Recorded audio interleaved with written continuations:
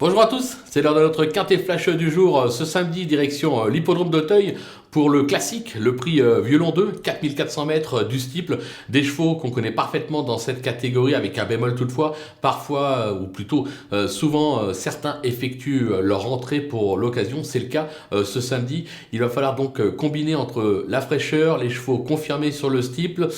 Pas simple, on va s'appuyer, vous savez quoi, sur des valeurs sûres.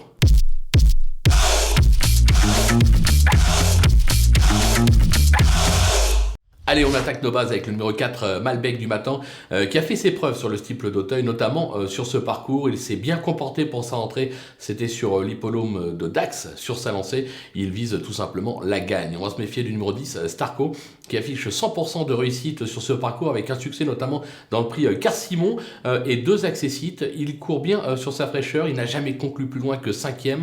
On va foncer les yeux fermés. Le numéro 14, Goal, il a prouvé lors de sa deuxième place dans le Luthor 3 qu'il avait la pointure d'un tel lot. Sa rentrée va lui avoir été profitable. Il doit pouvoir conclure sur le podium. Les opposants, avec le numéro 15, Raphaël Classique, impérial cet été à Clairefontaine, il s'adapte à tous les profils et se plaît sur le steeple. À ce poids, même s'il manque un peu d'expérience sur l'hippodrome d'Auteuil, j'ai la sensation qu'il faut le retenir assez haut. Le numéro 8, Espoir Royal, il reste sur un succès dans le Shinko sur ce tracé. Les 3 kilos de pénalité ne m'inquiètent pas plus que ça et il court en général toujours très bien sur sa fraîcheur. Lui aussi doit pouvoir jouer un premier rôle dans cette épreuve. Le numéro 12, Motu Faréon, elle a remporté un quintet sur le steeple de Clairefontaine cet été. Elle a triomphé lors de son unique sortie sur le parcours du jour. En forme, je pense qu'elle peut en faire galoper plus d'un, comme on dit. Le coup de poker, ce sera le numéro 2, Captain Speaking. Ce visiteur étranger s'est vite adapté aux courses françaises. Il a remporté le Saint-Sauveur sur ce parcours en mai dernier. Il court bien frais. Maintenant, vaut-il 61 de valeur? C'est un peu la question qu'on se pose. Moi, c'est un cheval avec lequel j'ai du mal à le situer. J'ai la sensation qu'il est tout à fait capable de s'imposer dans une telle épreuve, ou alors d'être nulle part. Dans le doute, je serais presque tenté, pour la cote ça peut être amusant, d'aller le jouer en simple gagnant placé sur theturf.fr. Les outsiders avec le numéro 16, Écoute en tête. Il a conclu son printemps sur 2 accessites sur le parcours du jour.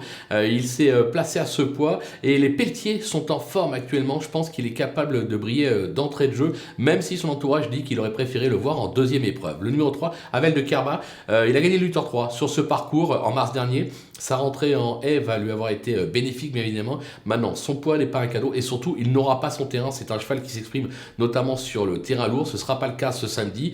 Maintenant, en valeur intrinsèque, je m'en méfie, raison pour laquelle je l'ai mis un petit peu plus bas dans la sélection. Le numéro 1, Fanfaron Spécial, c'est le retour du président. Il l'a gagné en 2021. Il affiche 75% de réussite sur ce parcours. Une victoire et 5 accessites en 8 tentatives. Maintenant, il est vraiment très chargé. Son entourage dit qu'à ce poids, ça va vraiment pas être simple, notamment pour une rentrée. Voilà, je l'ai gardé parce que là encore, en valeur intrinsèque, il vaut largement un tel lot. Le numéro 6, Guéluron, qui n'a pas été ridicule dans le Car-Simon en avril dernier, mais je le trouve surtout compétitif sur les tracés de province. Voilà, je me dis que si certains favoris ne font pas leur course, il a le droit de venir accrocher une 5e place, tout comme le numéro 7, Foudélis, qui a brillé sur le steeple d'Auteuil à 4 ans, mais qui depuis est rentré dans le rang. On va pas se le cacher, il a même été plutôt décevant. Maintenant, c'est un Nicole. François Nicole dit que le cheval est prêt, qu'il a du travail derrière lui, raison pour laquelle on ne peut pas l'éliminer. Les délaissés, avec le numéro 5, Hightech, qui a montré des moyens depuis ses débuts, mais qui n'a pas été revu en piste depuis janvier dernier. Et une chute, c'était sur l'hippodrome de Pau. Je pense qu'il peut encore manquer de rythme, raison pour laquelle on va attendre. Le numéro 9, Zurekin, qui a surtout brillé sur les haies depuis ses débuts. Il a franchement déçu lors de ses dernières sorties sur le steeple. Il rentre, on va attendre également. Le numéro 11, Guardamar, qui a déjà scoré sur ce parcours, deuxième du Cacao, mais effectue ici une grande rentrée après plus de 10 mois d'absence. Je pense qu'il peut encore manquer de rythme, raison pour laquelle je l'écarte. Et enfin, le numéro 13, Rovantus, il possède une petite valeur sur les obstacles, mais s'exprime surtout sur les tracés coulants de province. Ça se complique véritablement à Auteuil, raison pour laquelle je l'écarte. Voilà, on a fait le tour de cette épreuve magnifique, mais pas simple à décrypter. On va se quitter bien évidemment avec mes conseils de jeu, ma sélection. Vous rappelez que vous pouvez profiter du petit code promo FlashTurf qui défile en bas de l'écran pour ouvrir un compte sur theturf.fr et bénéficier jusqu'à 250 € de bienvenue. Alors à vous de jouer.